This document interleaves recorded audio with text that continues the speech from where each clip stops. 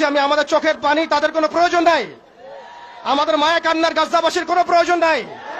গাজাবাসীর প্রয়োজন অর্থনৈতিক সাপোর্ট, গাজাবাসীর প্রয়োজন সামরিক সাপোর্ট, গাজাবাসীর প্রয়োজন এমন একটা জাইশ, এমন একটা ফোর্স যেটা বাহির থেকে গিয়ে বাইতুল মুকাদ্দাসকে উদ্ধার করবে ইনশাআল্লাহ।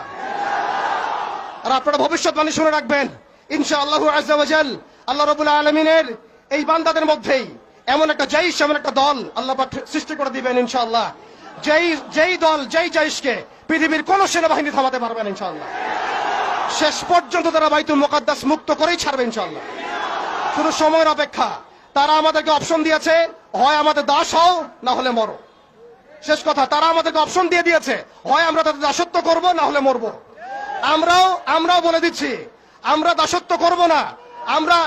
আমরা হয় শহীদ হব অথবা স্বাধীনতা ছিনিয়ে নিয়ে আসবো ইনশাআল্লাহ।